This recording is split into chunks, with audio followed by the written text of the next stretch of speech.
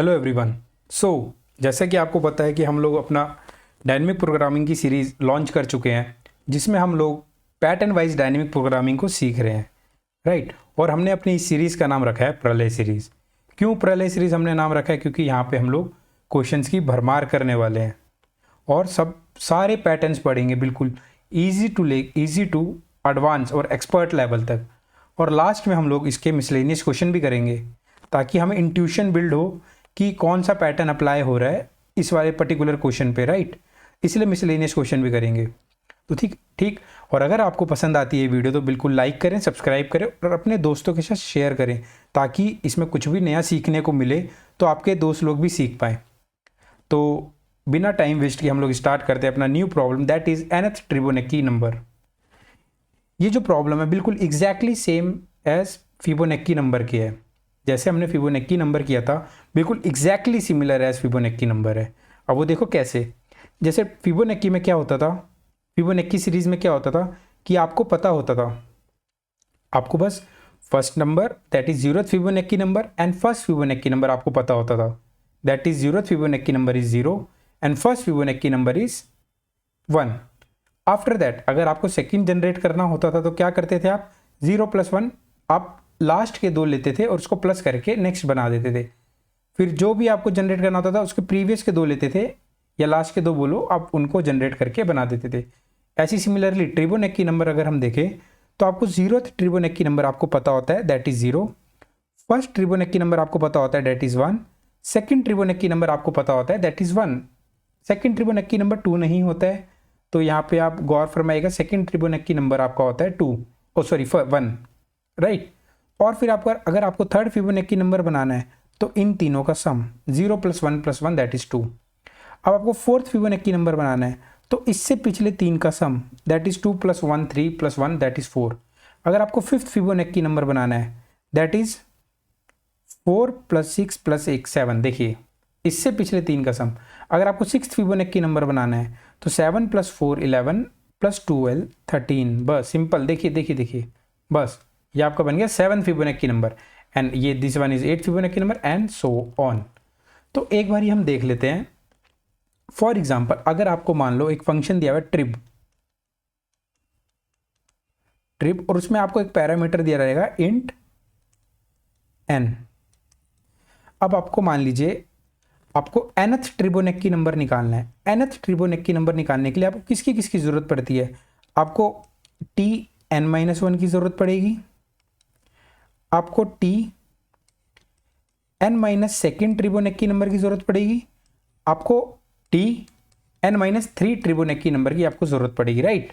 Similarly अगर आपको n-1th tribonacci number निकालना है तो इसको निकालने के लिए आपको किसकी जरूरत पड़ेगी? आपको इसके लिए Tn-2 की जरूरत पड़ेगी, इसके लिए आपको Tn-3 की जरूरत पड़ेगी, इसके लिए आपको Tn-4 की जरूरत पड़ेगी। अभी मैं इसको स्किप कर रहा हूँ क्योंकि डायग्राम बड़ा हो गया, तो एक बार हम देखते हैं।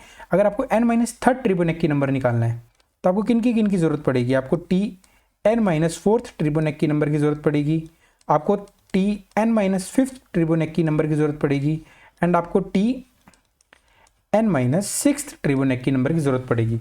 तो अगर आप यहाँ पे गौर फरमाएंगे अगर ढंग से, अगर आपको ट्रिबोनेक्की नंबर nth ट्रिबोनेक्की नंबर निकालना है तो आपको n-1 n-2 n-3 की जरूरत पड़ रही है। तो अगर आप यहाँ पे देखेंगे गौर से, तो अगर आपको nth ट्रिबोनेक्की नंबर निकालना है तो वो आपका किस पे डिपेंड कर रहा है? आपकी सब problem n-3 n-2 and n-1 पे। सिमिलरली अगर आपको n-1 निकालना है तो आपकी प्रॉब्लम n-2 n-3 n-4 पे डिपेंड कर रही है। तो देखो जब भी आपकी मेन प्रॉब्लम आपके सब प्रॉब्लम पे डिपेंड करती है और सिमिलर टाइप की प्रॉब्लम होती है, तो हम वहाँ पे क्या रिकर्जन अप्लाई कर सकते हैं? दैट्स वाई इधर भी हम रिकर्जन अप्लाई कर सकते हैं, राइट। इधर भी हम रिकर्जन अप्लाई कर सकते हैं, करेक्ट। तो अब देखते हैं रिकर्जन अप्लाई करेंगे कैसे। हमें पता है कि हमारे रिकर्जन के स्टेप्स क्या क्या थे। स्टेप वन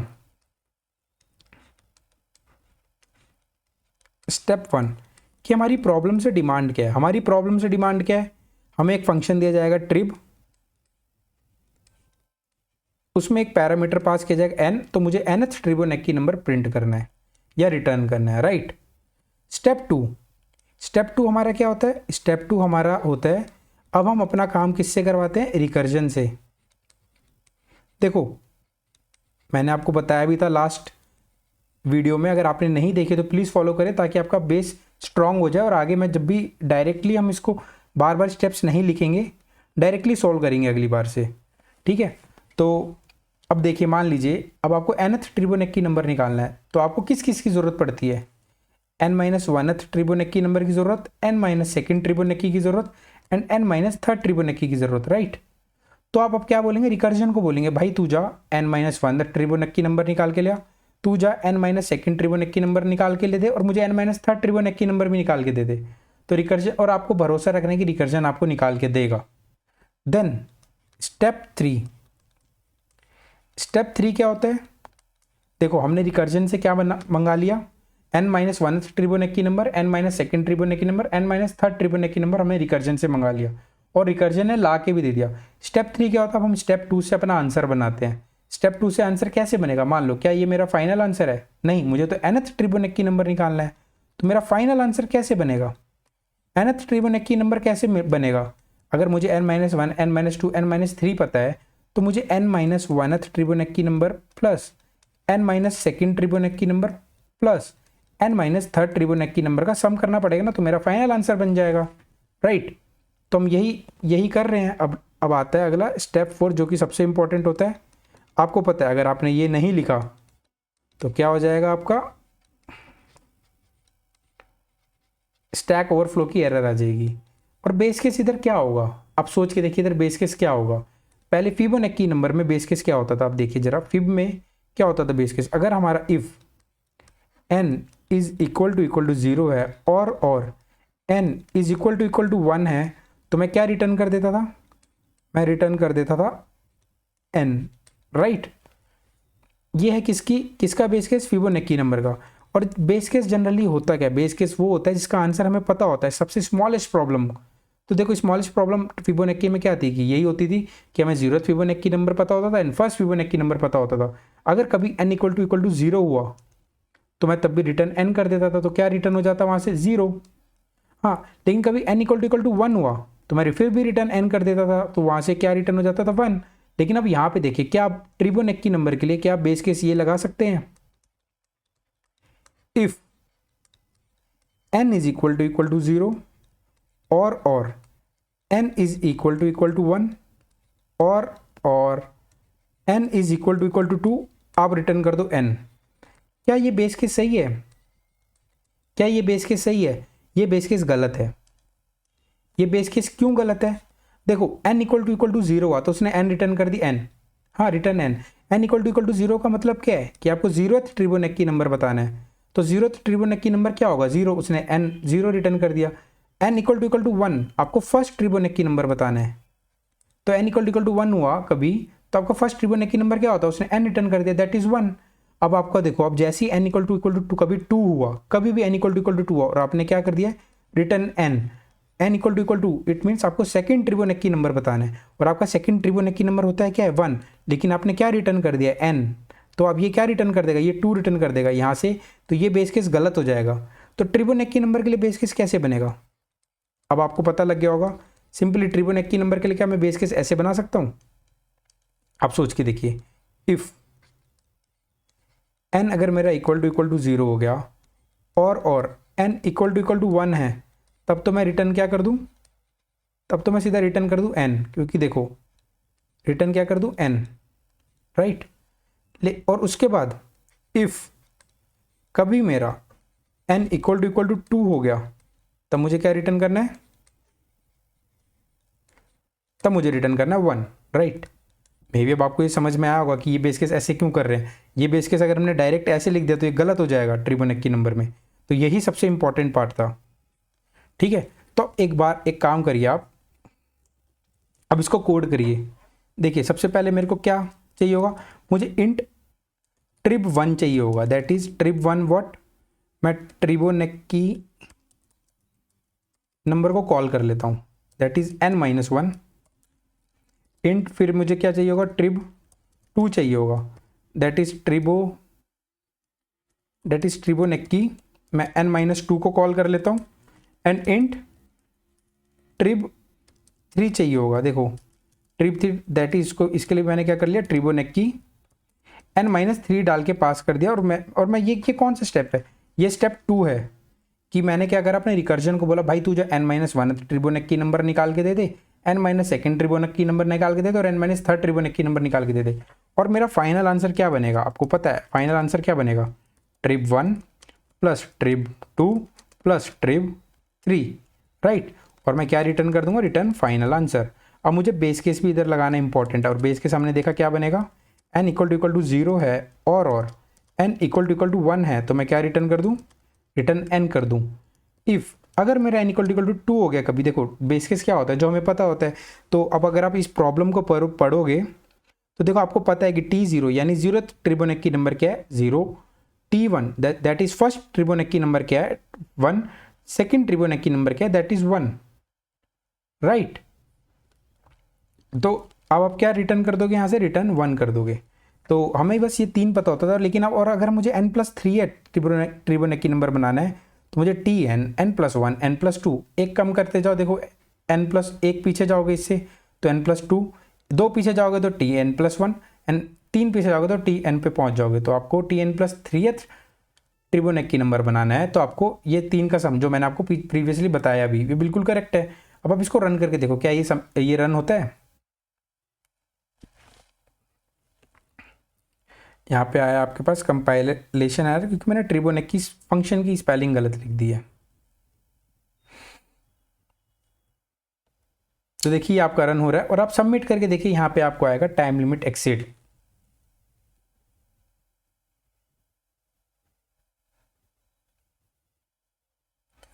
देखिए यहाँ पे आपको मिला भी टाइम लिमिट एक्सीड। क्यों टाइम लिमिट एक्सीड, आपने विद इन टाइम में इसको सॉल्व नहीं किया है।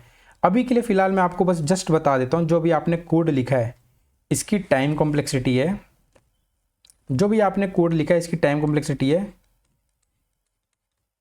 3n। मैं इसका प्रूफ दूंगा एक वीडियो के, जस्ट एक वीडियो के बाद इसका प्रूफ दूंगा कि इस कोड की टाइम कॉम्प्लेक्सिटी 3n क्यों है। ठीक है, अभी के लिए फिलहाल आप मान लो 3n। और मैं आपको एक और चीज़ बता दूं, आपको विद इन आपको अपना कोड 10⁸ में करना होता है। विद इन आपको अपना कोड 10⁸ और लेस देन 10⁸ में करना होता है। या आप अभी मान लीजिए, इसका भी मैं एक्सप्लेनेशन दूंगा एक वीडियो के बाद कि ऐसा क्यों, कि आपको अपना कोड विद इन 10⁸ में करना होता है। तो अभी के लिए फिलहाल मैंने आपको बताया कि आप इसकी टाइम कॉम्प्लेक्सिटी मान लीजिए इसकी 3n है, ठीक है। और अब एक बार आप जाइए यहाँ पे, जरा एक बार आप कंस्ट्रेंट देखिए, जाके आप कंस्ट्रेंट चेक करिए। कंस्ट्रेंट क्या है आपका, n 0 से लेके 37 तक हो सकता है, राइट। तो देखो आपका कंस्ट्रेंट क्या है, कंस्ट्रेंट क्या आपका 37 तक हो सकता है 0 से लेके। और अगर ज़रा एक बार 3n एक बार निकालिए, ठीक है। अगर आप अभी n को एक काम करिए, आपकी टाइम कॉम्प्लेक्सिटी 3n है, तो आप एक काम करिए n को एक बार 10 रखिए, ठीक है। तो 3n की वैल्यू क्या होती है,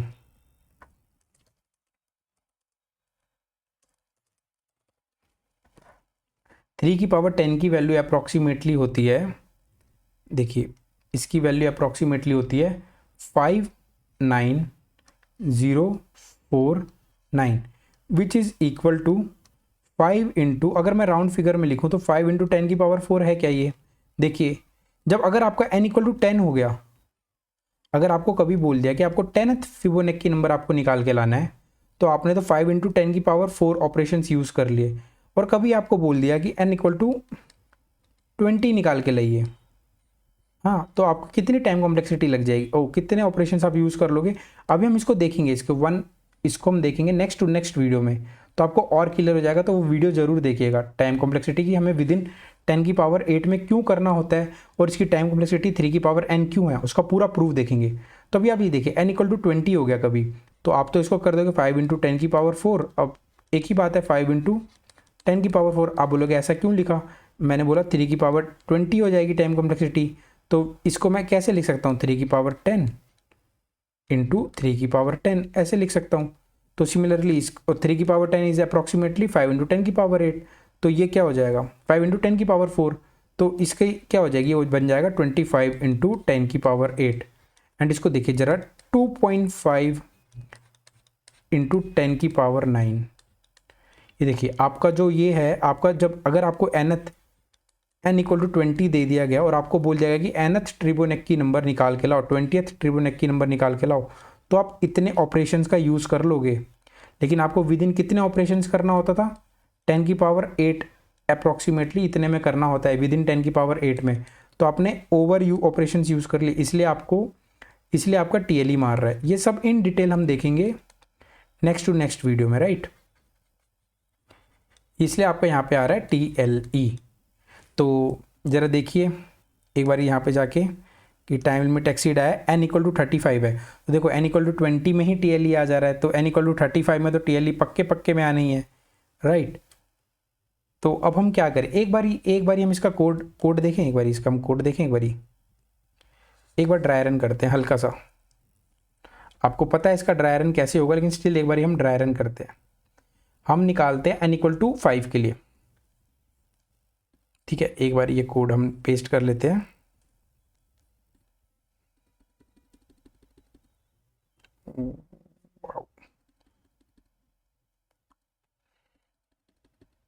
तो ये हमारा कोड हो गया, n इक्वल टू 5 के लिए निकालते हैं।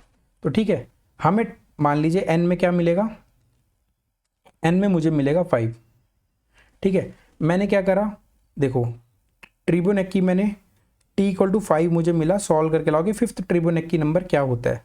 तो ठीक है, एक बार हम इसको ड्राई रन करते हैं। हमें पता है स्टेप बाय स्टेप कैसे ड्राई रन होता है, लेकिन स्टिल अभी थोड़ा सा हम सीखते हैं। इसको मैं बोल दे रहा हूँ बेस केस, ये हो गया B1, ये हो गया बेस केस 2, इसको मैंने बोल दिया लाइन 1, इसको मैंने बोल दिया लाइन 2, इसको मैंने बोल दिया लाइन 3, इस वाले जो सम कर रहा हूँ मैं उसको मैंने बोल दिया लाइन 4, और इसको मैंने बोल दिया लाइन 5। एक बार अगर आपको बेस केस, मैंने तो अभी ऊपर से बता दिया, लेकिन अगर आप नहीं निकाल पाते, अगर आप रिकर्सिव रिकर्जन इतने स्टेप से लिख लेते तो अब आप कैसे बेस केस निकालोगे। तो अब देखो, अगर आपको 5th ट्रिबोनेक्की नंबर निकालना है, तो देखो सबसे पहले बेस केस 1 चलेगा। क्या n इक्वल टू 0 है, वो बोलेगा नहीं। क्या n इक्वल टू 1 है, तो वो बोलेगा नहीं। तो क्या n इक्वल टू 2 है, सेकंड बेस केस चलेगा, क्या B2 चलेगा, वो बोलेगा नहीं। तो अब इसके लिए क्या हो जाएगा, लाइन 1 कॉल हो जाएगा, दैट इज T4।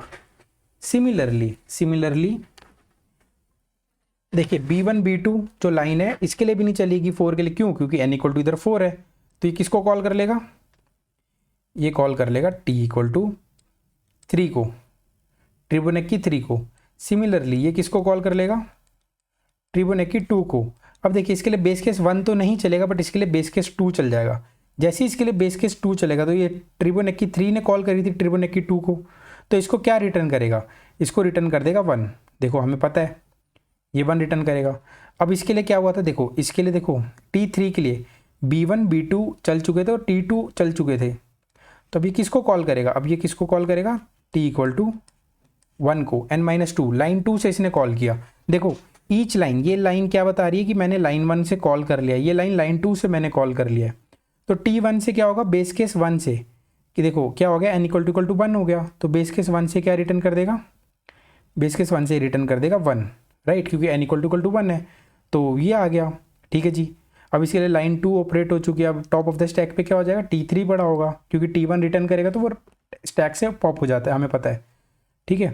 अब ये किसको कॉल करेगा, ये कॉल करेगा T0 को, और यहाँ से ये क्या रिटर्न कर देगा, अगेन 0, ठीक है। अब देखो इसके लिए लाइन 1 लाइन 2 लाइन 3 यानी तीनों कॉल्स चल चुकी हैं।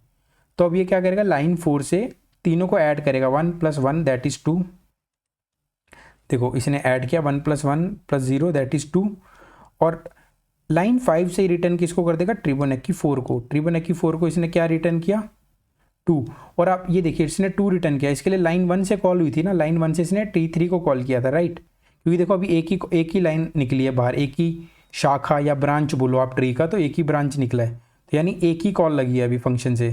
तो इसने 2 रिटर्न कर दिया। और 2 का आंसर किस में रिसीव होता है, जरा देखिए trib1 में। एक trib1 नामक वेरिएबल होगा, जो ये trib1 ये इसको रिसीव कर लेगा। हमें पता ही है, ये सब चीज़ें तो हमें पता है। तो इसको मैं मिटा देता हूँ। तो हमें पता है कि लेफ़्ट से क्या आया, लेफ़्ट से हमें इसने रिटर्न किया 2, करेक्ट।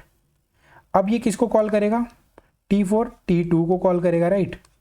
और ये यहाँ से क्या रिटर्न कर देगा, सेकंड बेस केस से 1 रिटर्न कर देगा, सेकंड बेस केस से 1 रिटर्न कर देगा, राइट। अब इसने अब देखिए, अब इसके लिए लाइन 1 लाइन 2 चल चुकी है। अब ये क्या करेगा, T4 से कौन सी कॉल निकलेगी, T4 से निकलेगी T1। तो अब ये देखिए, ये बेस केस 1 से 1 रिटर्न कर देगा और इन तीनों का सम, लाइन देखो लाइन 1 लाइन 2 लाइन 3 चल चुकी है। अब लाइन 4 से 2 + 1 + 3 दैट इज 4, और ये 4 रिटर्न कर देगा किसको, T5 के, क्योंकि T4 के लिए सारी लाइन सॉल्व हो चुकी है, तो इसने 4 रिटर्न कर दिया। अच्छा, ये 1 किस में रिसीव होगा, ये 1 ट्रिप 2 में होगा, क्योंकि लाइन 2 ने कॉल किया था। लाइन 2 का आंसर किस में रिसीव होता है, ट्रिप 2 में, ये वाला ट्रिप 3 में होगा, राइट। अब T5 के लिए ये ट्रिप 1 में स्टोर होगा 4, हमें पता है लेफ्ट कॉल वाला, ये जो लेफ्ट सबसे लेफ्ट मोस्ट कॉल है, ये किस में हो रहा है, आंसर रिसीव ट्रिप 1 में, ठीक है। अब आप यहाँ पे ध्यान से देखिए, अब ये किसको कॉल करेगा, ये T5 किसको कॉल करेगा, T5 कॉल करेगा अब सीधा T3 को, राइट। आपको पता लग गया होगा T3। अब फिर T3 किसको कॉल करेगा, T2 T1 T0 को कॉल करेगा। देखो यहाँ पे जैसे आया था T2 T1 0, देखो T3 हम एक बार सॉल्व कर चुके हैं, लेकिन अगेन T3 कॉल हुआ है। फिर एक और देखो, हमें पता है, देखो हर जगह से 3 कॉल निकलने वाली, देखो हर जगह से 3 कॉल निकल रही है क्या, देखो, क्योंकि मैंने 3 कॉल लगाई है, यहाँ पे 3 कॉल लगाई है, तो हर जो भी स्टैक पे पड़ा होगा ऊपर से, उससे हर एक से 3 ब्रांच निकलेंगी। देखो तो 3 ब्रांच निकल रही है, T3। अब ये क्या निकलेगी, T2 को, ये T2 को कॉल कर लेगा। अब जरा बस मेरे को देखो, मेरा मेन पर्पस यहाँ पे क्या दिखाने का था, अगर आप डायग्राम ढंग से देखोगे नीट एंड क्लीन, 5 ने किसको कॉल करी, 4 को, 3 को, 2 को, 4 ने किसको कॉल करी, 3 को, 2 को, 1 को, 3 ने अगेन किसको कॉल करी, 2 को, 1 को, 0 को।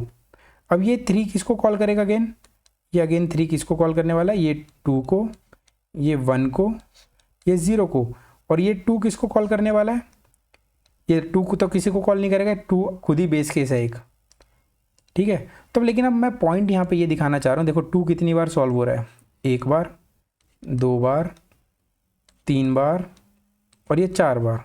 3 कितनी बार सॉल्व हुआ, जरा देखिए यहाँ पे, 1 बार, 2 बार।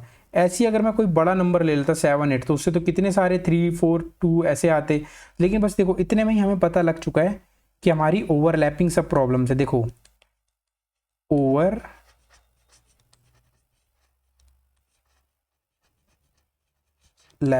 सब प्रॉब्लम्स है,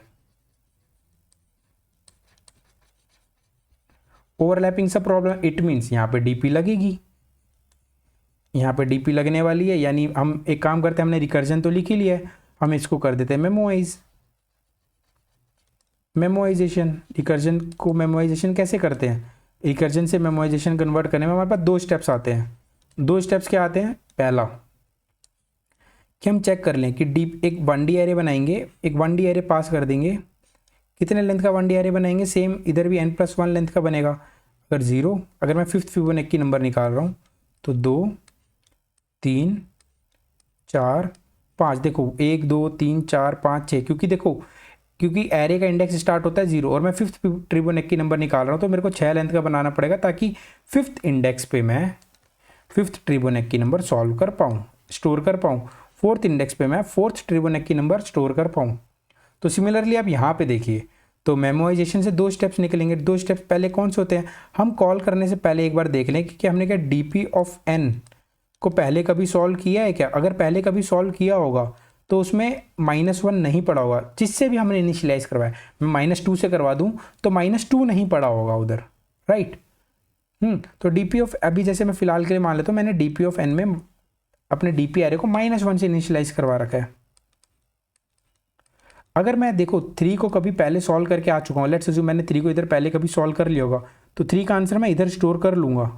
लेट्स अज्यूम करते हैं 3 का आंसर x है, तो यहाँ पे कट के क्या स्टोर हो जाएगा, x स्टोर हो जाएगा। अगली बार जब 3 एनकाउंटर होगा तो मैं ये 2 1 0 कॉल नहीं करूँगा, ये सीधा क्या हो जाएगा, यहीं से रिटर्न कर जाएगा डीपी एरे से। तो वही हम चेक करते हैं क्या DP of n does not equal to -1 है। अगर डज नॉट इक्वल टू -1 है तो वो क्या रिटर्न कर देगा, DP of n। It means कि हम पहले उसको कभी सॉल्व कर चुके थे। लेकिन अगर नहीं होता तो हम रिकर्जन के स्टेप्स यूज़ करते हैं जो हम रिकर्जन करते आ रहे थे। जो रिकर्जन अपना कॉल लाएगा, फिर जो भी वो फाइनल आंसर लाएगा वो मैं डीपी ऑफ एन में स्टोर करवा लूँगा, फाइनल आंसर, राइट। तो अब जरा यहाँ पे देखिए, हम इसको मेमोराइज कर देते हैं फटाफट।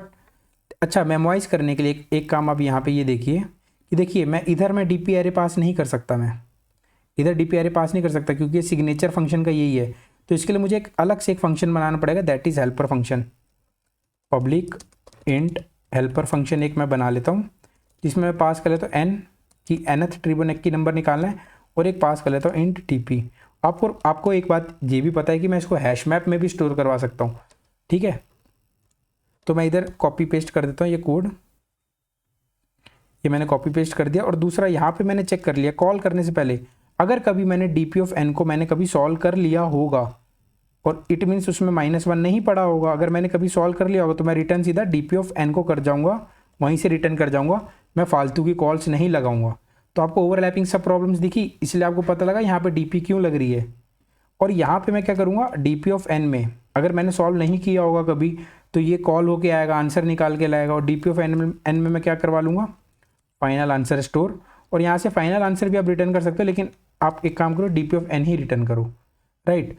और यहाँ पे एक इंट डीपी एरे बनाओ आप, यहाँ पे new int that is n+1 length का, और एरेज डॉट फिल से डीपी को किससे इनिशियलाइज करा दो, -1 से, ठीक है, क्योंकि -1 आपका इंडिकेट करता है कि आपने अभी पहले कभी सॉल्व नहीं किया था। अच्छा, मैं एक काम करता हूँ, मैं -2 से सॉल्व करवा, इस बार -2 से करवा दूँ, तो मेरे को इधर कंडीशन लगानी पड़ेगी -2, क्योंकि -2 इंडिकेट करेगा कि मैंने कभी उसको सॉल्व नहीं किया। अगर मेरे एरे पे -2 पड़ा है तो वो ये इंडिकेट करेगा कि मैंने कभी लगा के इसको सॉल्व नहीं किया, इट मीन्स आप आगे कॉल लगा के सॉल्व करिए, राइट। अब मैं एक काम करता हूँ, रिटर्न कर देता हूँ सीधा हेल्पर को यहाँ से क्या एन पास करके और डीपी एरे पास करके। अब एक बार ये रन करके देखिए क्या ये चलता है, देखिए चल रहा है। और सबमिट करके देखिए इस बार,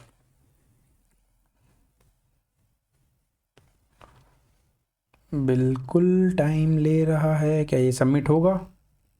देखिए यहाँ पे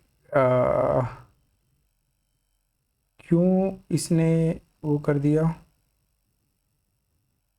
टाइम लिमिट एक्सीड काहे को आ गया। तो टाइम लिमिट एक्सीड आपका इसलिए आया क्योंकि मैंने यहाँ पे ब्लंडर कर दिया है, क्योंकि मैंने हेल्पर पास कर फिबोनाची को कॉल कर रहा हूँ मैं, तो यहाँ पे मुझे किसको कॉल करना चाहिए था, यहाँ पे मुझे हेल्पर को कॉल करना चाहिए था, राइट। क्योंकि हेल्पर इस बार हेल्पर फंक्शन है जो हमारा निकाल के देगा कि भाई n-1th फिबोनाची नंबर क्या है, क्योंकि हेल्पर को इस बार मैं सॉल्व कर रहा हूँ, तो रिकर्जन लगाने के लिए इस बार मुझे हेल्पर को कॉल करना पड़ेगा, राइट।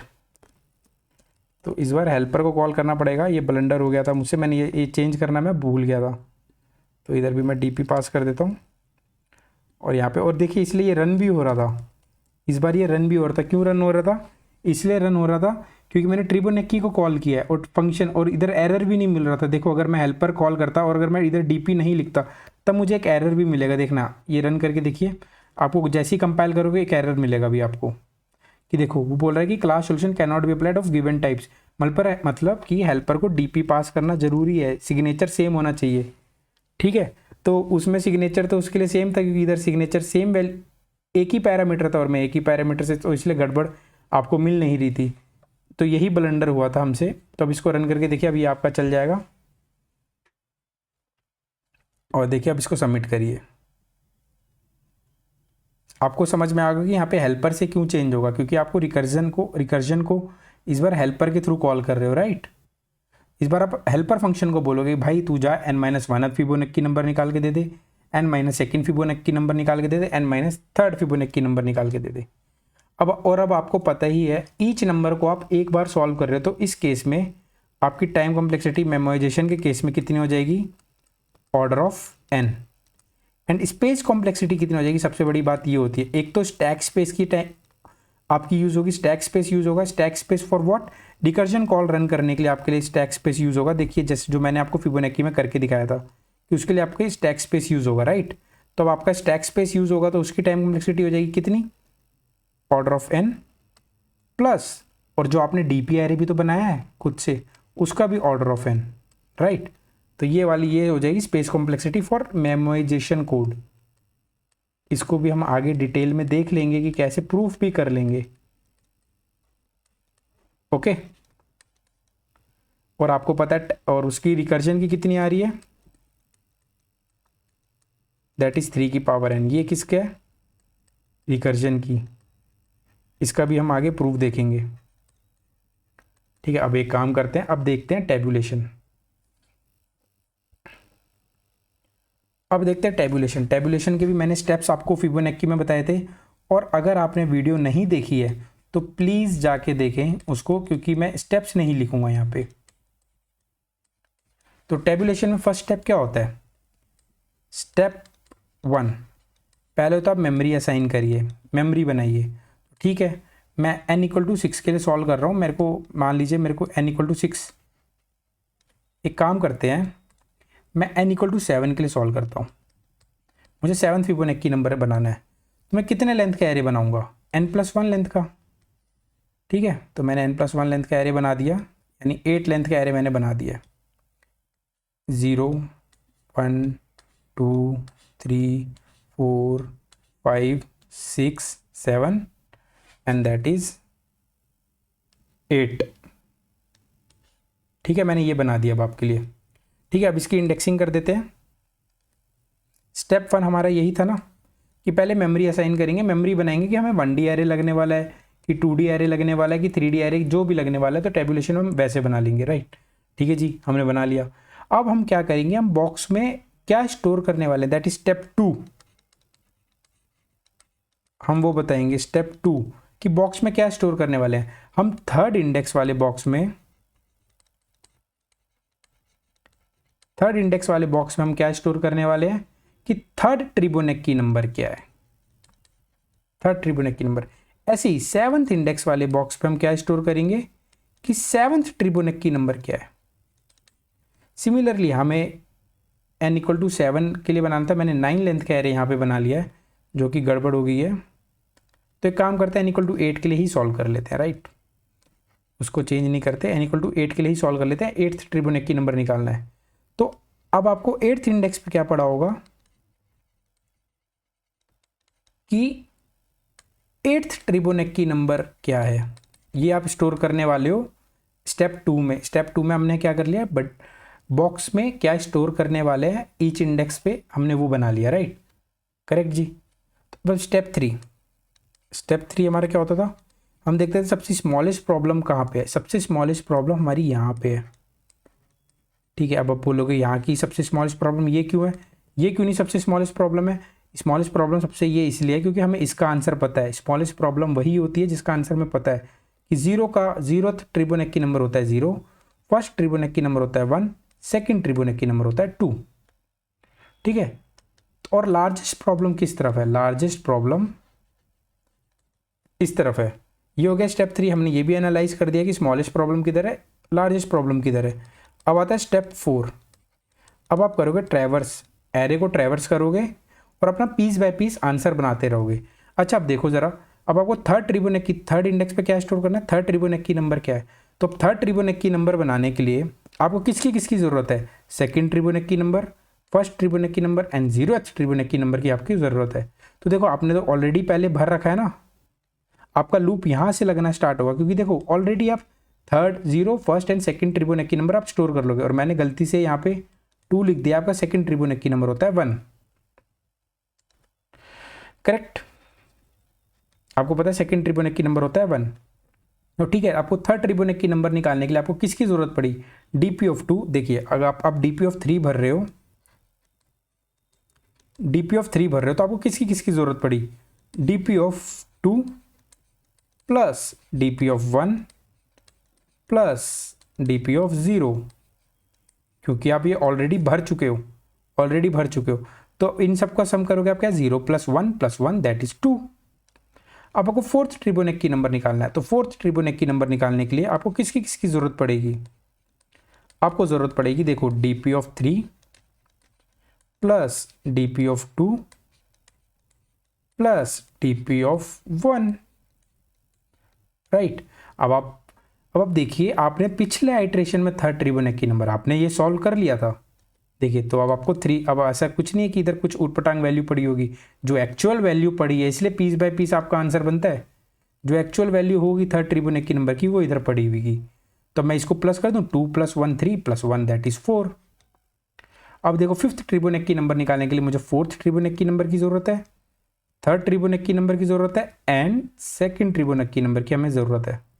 तो देखो हमारे पास सबके आंसर पड़े हैं, तो 1 2 + 1 3 3 + 4 दैट इज 7। सिमिलरली 7 4 11 2 13 ये हो जाएगा। 7 ट्रिगोनोमेट्री नंबर निकालने के लिए मुझे सिक्स ट्रिगोनोमेट्री नंबर की जरूरत, फिफ्थ ट्रिगोनोमेट्री नंबर की जरूरत और फोर्थ ट्रिगोनोमेट्री नंबर की जरूरत है, और मैं तीनों सॉल्व करके आ चुका हूँ। तो 13 + 7 that is 20 that is 24। Eighth trigonometry number आपका क्या होगा? एट्थ ट्रिगोनोमेट्री नंबर आपका क्या होगा? 24 + 13 that is 37 + 7 that is 44, right. तो आपका आंसर क्या आने वाला है? That is 44। अगर आप n = 8 के लिए सॉल्व करोगे, देखो आपका टेबुलेशन में आपने कितनी जल्दी भर लिया, अभी वहीं पे आपको ट्री डायग्राम बनाना पड़ता। तो 8 से आप 7 को कॉल कर रहे हो, 6 को कॉल कर रहे हो, 5 को कॉल कर रहे हो, 7 से आप 6 को कॉल कर रहे हो, 5 को कॉल कर रहे हो, फिर से 4 को कॉल कर रहे हो, 6 से आप फिर से 5 को कॉल कर रहे हो, 4 को कॉल कर रहे हो, तो कितना हैक्टिक हो जाता है ना। तो हम लोग तो रिकर्जन ट्री जितना छोटा हो सके उतना बनाते हैं समझने के लिए, इसीलिए। और देखो फिफ्थ को कितनी बार सॉल्व कर रहे हो, तो आपको पहले भी बता ही चुका हूँ, ओवरलैपिंग सब प्रॉब्लम हो रही है, इधर भी ओवरलैपिंग सब प्रॉब्लम हो रही है, इसीलिए हम लोग इधर डीपी अप्लाई कर रहे हैं। अच्छा, अब एक और चीज़ हम देखते हैं यहाँ पे, एक और चीज़ क्या देख रहे हैं कि हम इसको बॉटम अप अप्रोच क्यों बोलते हैं। मैंने आपको बताया था पिछले लेक्चर में कि हम इसको बॉटम अप अप्रोच भी बोलते हैं। हम इसको बॉटम अप अप्रोच इसलिए बोलते हैं, हम अपना आंसर बिल्कुल जीरो से स्टार्ट कर रहे हैं, जीरो से स्टार्ट, जिसका हम सबसे बेसिक सबसे स्मॉलर प्रॉब्लम से स्टार्ट करके हम लार्जेस्ट प्रॉब्लम की तरफ जा रहे हैं। और सबसे स्मॉलेस्ट प्रॉब्लम क्या होती है? जिसका आंसर हमें पता है। तो इसलिए हम बिल्कुल बॉटम से स्टार्ट कर रहे हैं, बिल्कुल जीरोथ से, जिसका आंसर हमें पता है। तो इसलिए दैट्स वाई इसको हम बॉटम अप अप्रोच बोलते हैं। और रिकर्जन ट्री को हम लोग क्या बोलते हैं? Top down approach. बिल्कुल टॉप से हमें 8th निकालना था, 8th से हमने स्टार्ट किया, 7 6, हम बिल्कुल कहाँ तक पहुँच जाएंगे? हम पहुँच जाएंगे बिल्कुल बॉटम लेवल पे, इसलिए इसको टॉप डाउन अप्रोच बोलते हैं। इसको तोड़ तोड़ के 8 को हम बिल्कुल उस बेस केस पे पहुंचे जिसका आंसर हमें पता था, इसलिए इसको टॉप से स्टार्ट किया और सबसे डाउन पे गए, तो that's why we called it top down approach. तो ठीक है, तो एक और जनरल रिलेशन देख लेते हैं। अगर हमें डीपी ऑफ आई भरना है, डीपी ऑफ आई भरना है, तो मुझे किस किस की जरूरत पड़ेगी? DP of i -1 plus DP of i -2 plus DP of i -3, इसकी ज़रूरत पड़ने वाली है। तो इसका कोड देख लेते हैं एक बारी फटाक से लिखते हैं, इसको हटाते हैं, इसकी हमें नीड नहीं है। टेबुलेशन हम लोग लिखते हैं, इंट डीपी मैंने n+1 बना लिया और इसको मैंने -1 से फिल करवा लिया, इसकी मुझे ज़रूरत नहीं है। ठीक है, अब मैं क्या करूँगा? डीपी ऑफ 0, सबसे स्मॉलेस्ट प्रॉब्लम को मैं फिल करा लूँगा जिसकी मुझे नीड है। ठीक है, डीपी ऑफ 1 ये भी मैंने स्टोर करवा लिया, डीपी ऑफ 2 जो मुझे पता है वो मैंने स्टोर करवा लिया। ठीक है, फॉर इंट, अब मेरा लूप कहाँ से लगेगा? देखो 0 1 2 तो मैं ऑलरेडी फिल करवा चुका हूँ, तो मेरा लूप कहाँ से लगेगा? i = 3 से लेके i <= या आप बोल सकते हो i dp.length, क्योंकि आपने dp.length बना दिया है, या आप i = n भी लिख सकते हो इसके बजाय। तो आप dp ऑफ i में क्या फिल करोगे? dp of i -1 plus dp of i -2 plus dp of i -3, अब ये लिखोगे, राइट। और आपका फाइनल आंसर कहाँ पे पड़ा होगा? देखो फाइनल आंसर क्या पड़ा होगा? आप रिटर्न कर दोगे dp ऑफ dp.length -1, राइट। क्यों dp.length -1? देखिए, अब आप जब n = 8 के लिए सॉल्व कर रहे थे, तो dp.length क्या आपकी?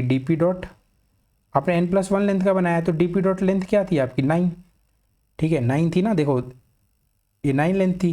और आपका आंसर फाइनली किधर पड़ा है? dp.length -1 पे पड़ा है ना, 8th इंडेक्स पे। अगर आप n = 8 के लिए सॉल्व कर रहे थे, तो आप dp.length -1 रिटर्न कर दोगे, या आप इसको ये भी बोल सकते हो कि आप dp of n he return कर दोगे सीधा सीधा। तो देखिए हम दोनों कर लेते हैं एक बारी। अब एक बारी आप इसको ड्राई रन करिए, देखिए आपका ये टेस्ट केस चल रहा है, लेकिन जब आप सबमिट करेंगे तो ये आपका टेस्ट केस फेल हो जाएगा। देखिए फेल हो गया, क्यों? Array index bound of exception. आपको पता है ये array index bound of exception क्यों आया है, ये मैंने फिबोनाची में भी एक्सप्लेन किया था। लेट्स अज्यूम करिए, अब आपको पता ही है आपको कंस्ट्रेंट क्या दिया हुआ है। कंस्ट्रेंट का मतलब कि आपको क्या पूछा गया कि आपको ज़्यादा से ज़्यादा n equal to 37th tribonacci number से लेके आपको 0th ट्रिबोनेक्की नंबर तक आपसे पूछा जा सकता है। तो लेट्स अज्यूम आपसे 0th ट्रिबोनेक्की नंबर आपसे पूछ लिया, तो आपने क्या करा, 0+1 लेंथ का एरे बना दिया। लीजिए मैंने बना दिया 0+1 लेंथ का, और मैंने क्या करा, फर्स्ट लाइन से इस वाली लाइन से dp ऑफ 0 वाली लाइन से मैंने इसमें भर दिया 0। ठीक है, जैसे मैंने ये 0 इंडेक्स था तो मैंने dp ऑफ 0 में भर दिया 0। अब इसके बाद ये वाली लाइन चलेगी, आपको पता है dp ऑफ 1 में आपको क्या भरना है, अगेन 1। तो आप कौन से एक्सेस के लिए भर रहे हो अभी, आप उस वाले इंडेक्स को एक्सेस कर रहे हो इस वाले पर्टिकुलर टेस्ट केस के लिए जो एग्जिस्ट ही नहीं करता। दैट्स वाई आपका एरे बाउंड ऑफ इंडेक्स आ रहा है, बाउंड ऑफ इंडेक्स एक्सेप्शन आ रहा है, राइट। अब एक और चीज़ देखिए, n इक्वल टू अगर 1 पूछ लिया जाए अगर आपसे, तो आप 2 लेंथ का एरे बनाओगे, दैट इज 0 और 1। ठीक है, आपने dp ऑफ 0 पे आपने डाल दिया 0, dp ऑफ 1 में आपने डाल दिया 1। अगेन अब देखो, अब आप जैसे आप लिखोगे dp ऑफ 2 पे जो आपकी लाइन है उस पर आपको डालना है 1। तो जैसे अब आप फिर से n इक्वल टू 1 के लिए भी आप वो वाला इंडेक्स आप कर रहे हो यूज़ जो एग्जिस्ट ही नहीं करता। तो इस केस में आपके लिए कौन कौन से टेस्ट केस फेल हो रहा है, n equal to 0, n equal to 1 fail हो रहा है। तो आपको दोनों हैंडल करने पड़ेंगे। इफ़ अगर n इक्वल टू 0 है या n इक्वल टू 1 है, तो आपको क्या रिटर्न करना है, रिटर्न आपको करना है n। अब आप बोलोगे भैया 2 के लिए फेल क्यों नहीं हो रहा, तो मैं एक काम करता हूँ, मैं आपको n इक्वल टू 2 के लिए करके दिखा देता हूँ। तो n इक्वल टू 2 के लिए आप क्या करोगे, 2+1 लेंथ का एरे बनाओगे, 0 1 2। तो dp ऑफ 0 से आपने क्या डाला 0, dp ऑफ 1 इक्वल टू से क्या डाला 1, dp ऑफ 2 में आपने फिर से डाला 1। अब आप dp ऑफ 3 के लिए तो लूप लगा रहे हो, dp ऑफ 3 सॉल्व करने के लिए लूप लगाते देखो। तो अब आपने ये एक्सेस बिल्कुल इंडेक्स आप वो एक्सेस कर रहे हो जो आपका वैलिड है यहाँ पे, तो इसलिए आपका एरर नहीं आएगा। बस इसके लिए आपको n equal to 0 n equal to 1 के लिए हैंडल करना पड़ेगा। तो आप इधर बस इतना सा लगा दो केस कि शुरू में ही if n is equal to 0 और n इज इक्वल टू 1 है, तो आप क्या रिटर्न कर दीजिए, रिटर्न कर दीजिए n, राइट। अब आप सबमिट करके देखिए, यहाँ पे देखिए चल रहा है। अब इसको सबमिट करिए,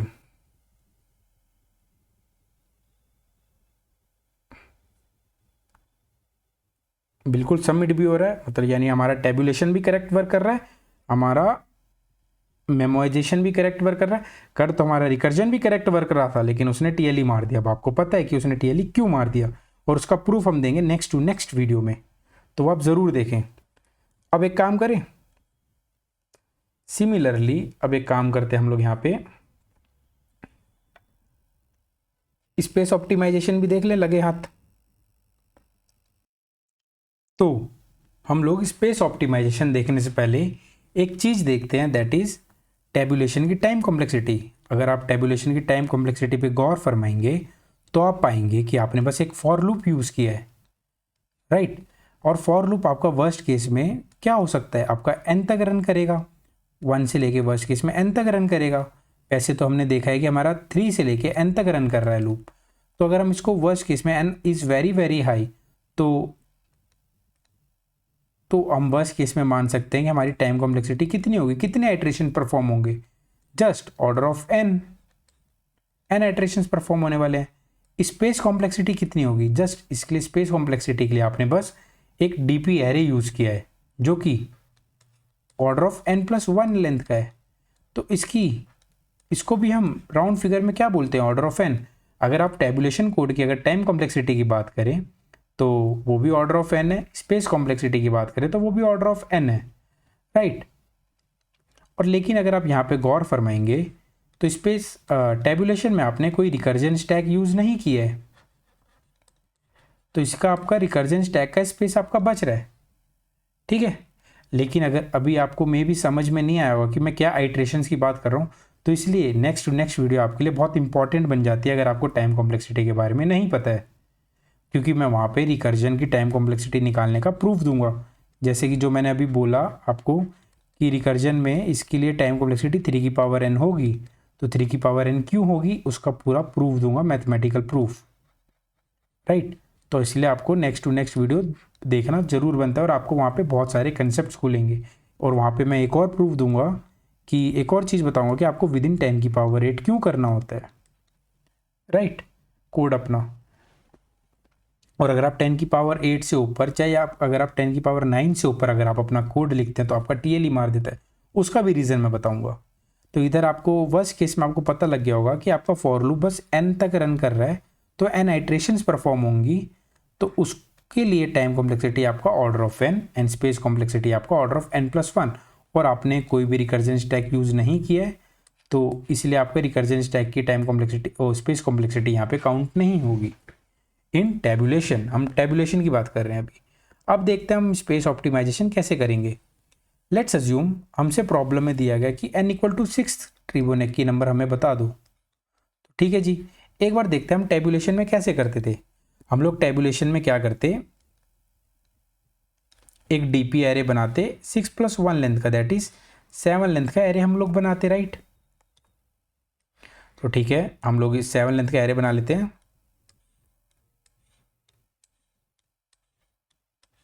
ठीक है जी। 7 लेंथ का एरे बन चुका है, और एक बार इसकी इंडेक्सिंग कर लेते हैं, राइट। 0 1 2 3 4 5 6। और अगर हम टैबुलेशन का ज़रा सा कोड देखें तो उसमें क्या होता है, आप डीपी ऑफ 0 में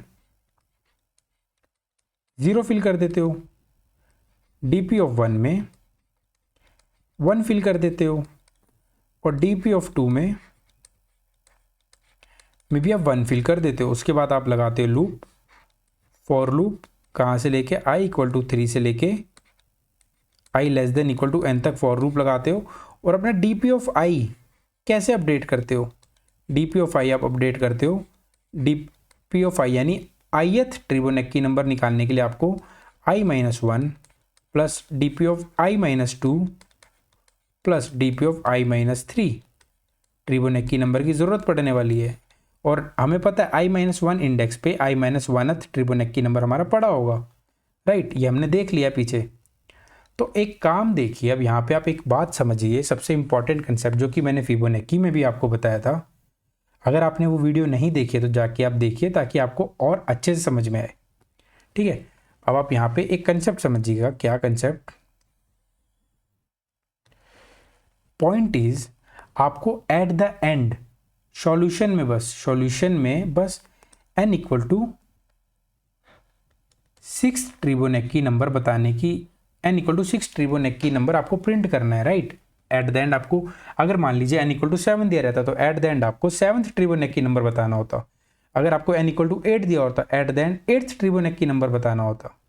तो 8th फिबोनाची नंबर सॉल्व करने के लिए आपको, जैसे हम इस प्रॉब्लम में देखते हैं, अगर हमें 6th फिबोनाची नंबर अगर हमें सॉल्व करना है तो उसके लिए हमें बस 5th Fibonacci number, 4th Fibonacci number और 3rd फिबोनाची नंबर हमें बस पता होना चाहिए। क्या उसको स्टोर करवाने की ज़रूरत है कहीं पे? नहीं ना, उसको स्टोर करवाने की नीड नहीं। अगर हमें कैसे भी करके ये पता लग जाए कि 4th Fibonacci number, 5th Fibonacci number and 3rd Fibonacci number क्या होगा, तो हम 6th फिबोनाची नंबर हम लोग निकाल सकते हैं, राइट। लेकिन point is at the end तो हमें 6th फिबोनाची नंबर का आंसर प्रिंट करना है ना। हम 4th 5th 3rd 2 1 0 रख के भी क्या कर रहे हैं, हमें रखने की ज़रूरत है? नहीं रखने की ज़रूरत है, ठीक है।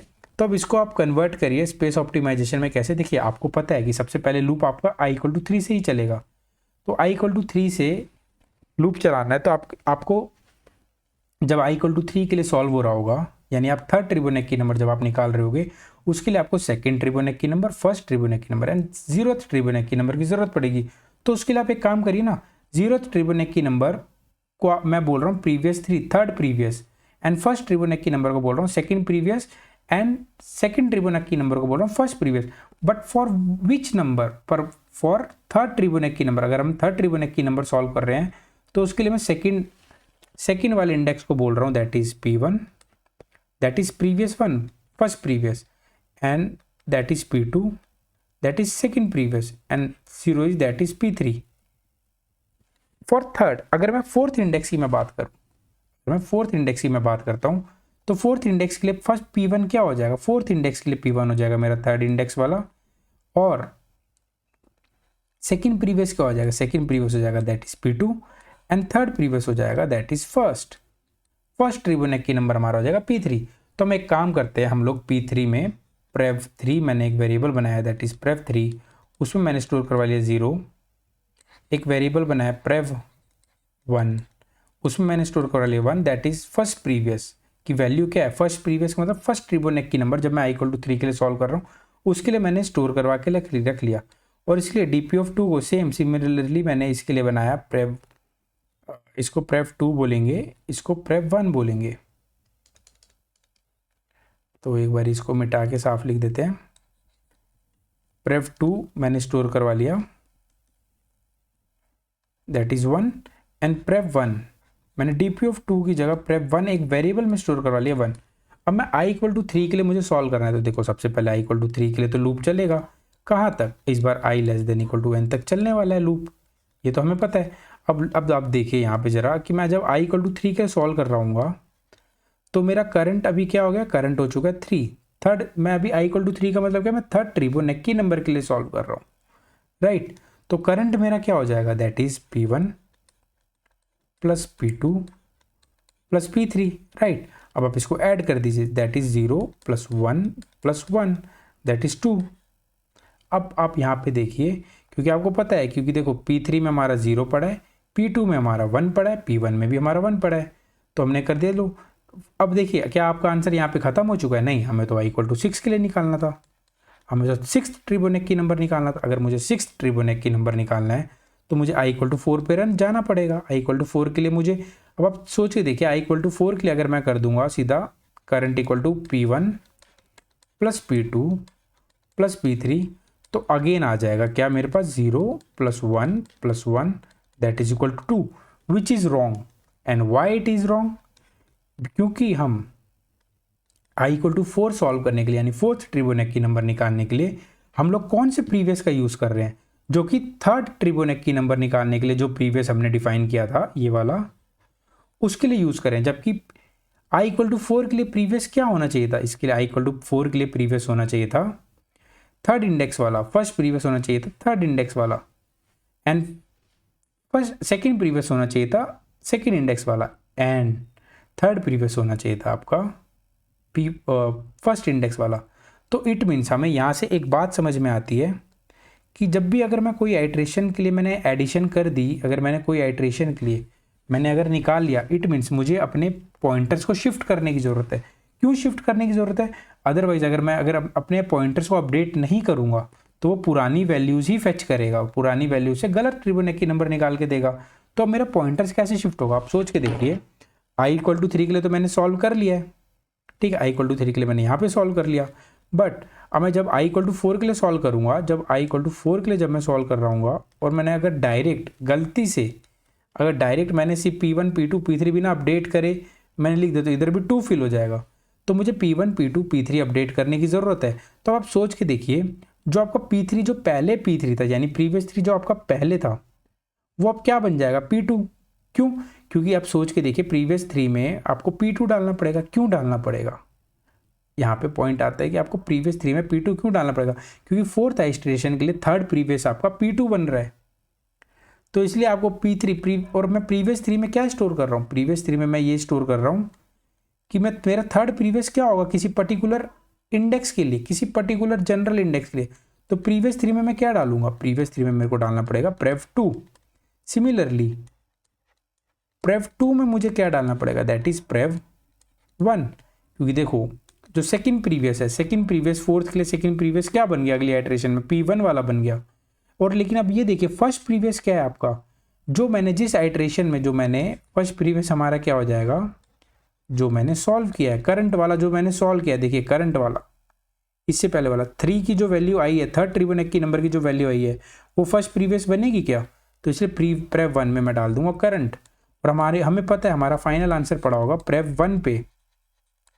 अगर आपने मेरी फिबोनाची की वीडियो नहीं देखी है तो प्लीज़ जाके देखें, क्योंकि उसमें मैंने बताया है ड्राई रन करके कि prev1 पे आंसर क्यों पड़ा होगा। तो आपको ये बात समझ में है कि स्पेस ऑप्टिमाइजेशन कैसे वर्क कर रहा है, क्योंकि एट द एंड मुझे first second third fourth fifth की ज़रूरत नहीं है स्टोर करवा के, उसका आंसर मुझे रिटर्न नहीं करना है, मुझे बस ज़रूरत पड़ती है सिक्स्थ ट्रिब्यूनक्की नंबर हमें प्रिंट करने की। तो एक काम करते हैं कि मैंने पहले dp(0) की जगह प्रीवियस 3 वेरिएबल ले लिया, dp(1) की जगह मैंने प्रीवियस 2 ले लिया एंड dp(2) की जगह प्रीवियस 1 ले लिया। और प्रीवियस 3, प्रीवियस 2 और प्रीवियस 1 क्या बता रहे हैं कि किसी भी पर्टिकुलर में इंडेक्स ith इंडेक्स के लिए मैं सॉल्व कर रहा हूँ तो i-3 वाला होगा प्रीवियस 3 और प्रीवियस 2 i-2 वाला होगा प्रीवियस 2 एंड i-1 वाला होगा प्रीवियस 1, राइट। तो जैसे भी अगर मैं किसी भी आइट्रेशन के लिए अगर मैं सॉल्व कर लूँगा तो अगली आइट्रेशन के लिए मेरा प्रीवियस 1, प्रीवियस 2, प्रीवियस 3 अपडेट होगा। क्यों? क्योंकि मेरे को जस्ट पीछे वाले 3 नंबर की ज़रूरत पड़ती है। तो सिमिलरली मैंने यहाँ पे ये बताया कि अगर मैं i=3 के लिए मैं अगर सॉल्व कर लेता हूँ तो मुझे i=4 के लिए प्रीवियस को अपडेट करना पड़ेगा। कैसे अपडेट करना पड़ेगा? ऐसे आप थोड़ा सा ड्राई रन करेंगे तो आपको पता लग जाएगा। तो एक बार हम कोड लिख के आते हैं फटाक से। तो एक बार लिख लेते हैं, मैं क्या लिख रहा हूँ, ये इंट prev3 जैसे प्रीवियस 3। सबसे पहले तो प्रीवियस हमारे वही वेरिएबल हम स्टोर कर लेते हैं जो हमारे बेस केस बन रहे होते हैं आंसर में, वही वाले हम लोग प्रीवियस वेरिएबल इन सब में स्टोर कर लेते हैं। तो यहाँ पे मैंने लिख लिया int prev2 that is second previous क्या होगा, इंट prev1 दैट इज 1।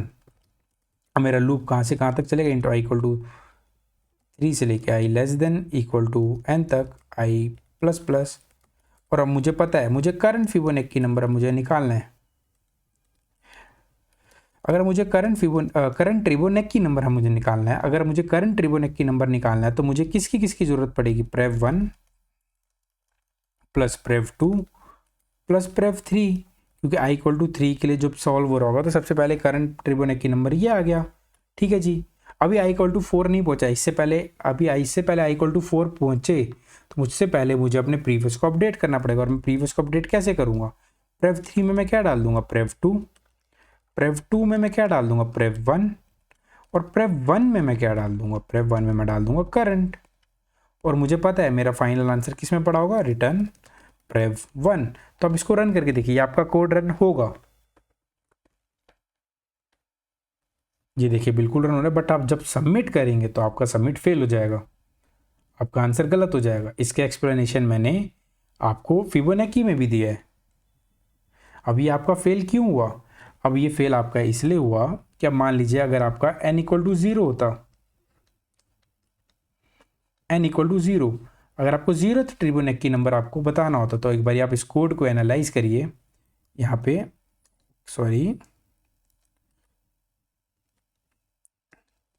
इस कोड को आप एनालाइज करिए कि ये गलत क्यों हुआ। ये गलत इसलिए हो गया, आपने क्या करा, n=0 के लिए आपको बताना है।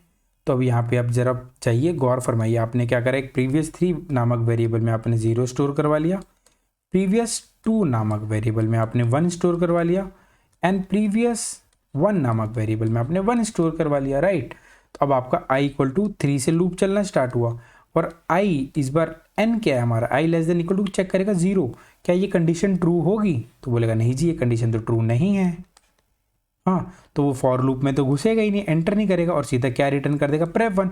और prev1 की वैल्यू क्या है, prev1 की वैल्यू है 1। हाँ, विच is wrong for what, wrong for n=0। अब n=0 के लिए रॉन्ग हो गया, क्योंकि देखो n=0 क्या है, हमसे पूछा गया था 0th फिबोनाची नंबर, तो 0th फिबोनाची नंबर हमारा क्या होता है, दैट इज 0। तो यहाँ पे तो मैंने रिटर्न prev1 कर दिया जो कि गलत हो गया। अब एक काम करिए, अब आप n=1 के लिए रन करके देखिए, n=1 के लिए आपने रन किया तो ठीक है जी।